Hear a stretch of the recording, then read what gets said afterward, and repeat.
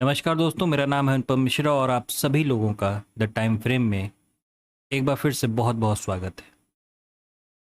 दोस्तों, हम लोगों ने डिस्कशन किया था कि मार्केट चाहे किसी भी लेवल पे ओपन हो, हमें अपनी स्ट्रेटजी सिर्फ बाय ऑन डिप्स की ही बना के रखनी है मार्केट में। मतलब जब जब हमें निफ्टी कहीं नीचे की तरफ का ट्रेड देगा, हम कोशिश करेंगे कि किसी प्राइस एक्शन के ऊपर मार्केट को जब वो ऊपर की तरफ ले जाएगा, हम वहाँ पे बाइंग के लेवल को फाइंड आउट करके वहाँ पे बैठेंगे। दोस्तों, मार्केट ओपन होता है तकरीबन 18,300 के लेवल के आसपास।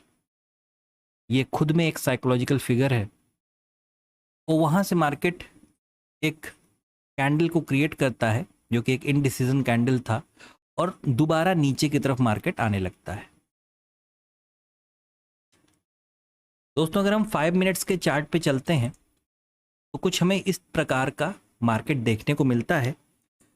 और शायद इस वीडियो को देखने के बाद बहुत सारे जो हमारे व्यूअर्स हैं जिनको पता है कि इस पैटर्न के बारे में, जो मेरे जो स्टूडेंट्स हैं, जो मेरी टीम है, कुछ इस प्रकार का जब मार्केट पैटर्न क्रिएट करता है तो यहाँ से एक नीचे का मूव हमें देखने को मिलता है।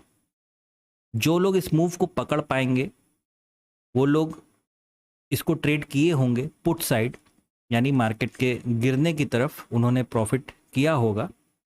लेकिन हमारा ये एनालिसिस बिल्कुल भी नहीं था कि हम मार्केट को नीचे की तरफ ट्रेड करें। फिलहाल मार्केट 18,200 के लेवल के आसपास एक सपोर्ट लेता है। सपोर्ट के बाद इस प्रकार का पैटर्न बनाता है और दोबारा मार्केट ऊपर की तरफ चलने लगता है।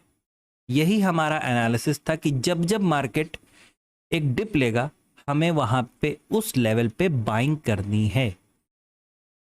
दोस्तों, हम लोग ने डिसाइड किया था कि 18,000, हम जब तक मार्केट 18,000 के लेवल के नीचे नहीं आ जाता तब तक हम सेलिंग की तरफ सोचेंगे भी नहीं। मतलब हमें उस हिस्से में सोचना ही नहीं है, हमें सिर्फ वहां पे ध्यान लगाना है जहां पे हमें बाइंग का कोई प्राइस एक्शन या पैटर्न दिख सकता है। लेकिन अब ये लेवल थोड़ा सा अपग्रेड हुआ है। अब 18,000 तो नीचे के लिए एक हमारा लेवल है, एक ऊपर का भी लेवल हमें प्राप्त हुआ है जो कि 18,200 का है।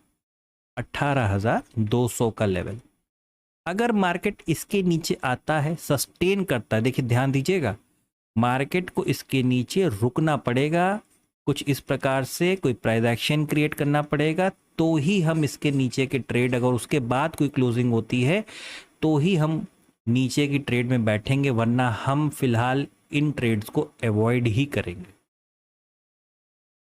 ऊपर की तरफ मार्केट अगर किसी प्रकार की गैप अप ओपनिंग दे देता है तो भी हमें प्राइस एक्शन के लिए वेट करना पड़ेगा मार्केट में, कि किसी प्रकार का हमें कोई प्राइस एक्शन मिले। सपोज अगर यहाँ पे कोई गैप अप ओपनिंग होती है या इस लेवल पे होती है तो दोबारा मार्केट उस गैप को फिल करे, कोई प्राइस एक्शन क्रिएट करे, और दोबारा जब वो ऊपर जाने लगेगा तो हम फिर वहाँ पे बाइंग के लेवल को ढूंढेंगे और वहाँ पे हम बाइंग की साइड ट्रेड भी लेंगे।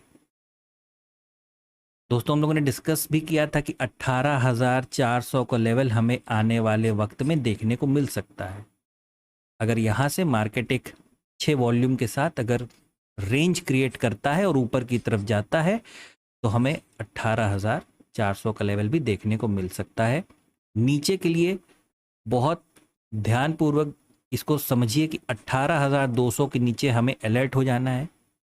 अगर कोई प्राइस एक्शन क्रिएट होता है नीचे का तो ही हमें जाना है, वरना कल एक्सपायरी भी है, मार्केट कुछ सोच समझ भी सकता है। अगर डेली चार्ट पे एक बार हम इसका एनालिसिस करके देखते हैं, ये देखिए, आप लोग चाहें तो कल वाला वीडियो एक बार दोबारा देखिएगा। बताया गया था कि बगल में एक कैंडल कुछ इस प्रकार की हमें मिल सकती है, जैसे कि यहाँ पे आज हमें मिली। लेकिन कल वाली कैंडल एक इनडिसीजन कैंडल थी, लेकिन आज वाली एक प्रकार की बुलिश कैंडल है। ठीक है, ये देखिए, बनाया तो इसने एक प्रकार का डोजी जैसा है, यहाँ पे ड्रैगन फ्लाई डोजी जैसा इसे कुछ कहते हैं। इसका मतलब है कि अगर ये रेंज टूटती है तो दोबारा हमें ऊपर के लेवल्स देखने को मिल सकते हैं। तो फिलहाल यही कोशिश कीजिए बाइंग साइड बने रहिए जब तक मार्केट खुद आपको कोई ऐसा इंडिकेट नहीं कर देता कि हम नीचे की तरफ जा रहे हैं या इस लेवल को ब्रेक कर रहे हैं। ठीक है, आपको सिर्फ बाइंग के लेवल्स को फाइंड आउट करना है। मार्केट ने यहाँ पे स्वयं आपको एक रेंज बना के दिया है। देखिए ऊपर का लेवल ये है, ये लेवल जब ब्रेक करेगा थोड़ा सा रेंज क्रिएट करके तो हम बाइंग में बैठेंगे। मार्केट अगर गैप डाउन ओपनिंग करता है तो भी हमें बाइंग के तरफ के ही ट्रेड्स को देखना है जब तक हम 18,200 के लेवल को नीचे की तरफ ब्रेक नहीं कर देते। दोस्तों ये मेरा एनालिसिस निफ्टी को लेके है कल के लिए, यानी 11 मई को। कल थर्सडे है, एक्सपायरी भी है। बहुत ध्यानपूर्वक काम कीजिएगा। हम काफ़ी ऊपर आ चुके हैं, मार्केट यहाँ थोड़ा समय भी बिता सकता है। एक रेजिस्टेंस जोन के अंदर हम फंसे हुए हैं। आपको मेरा ये एनालिसिस अगर पसंद आ रहा होगा तो please like, subscribe and share my channel. धन्यवाद, नमस्कार।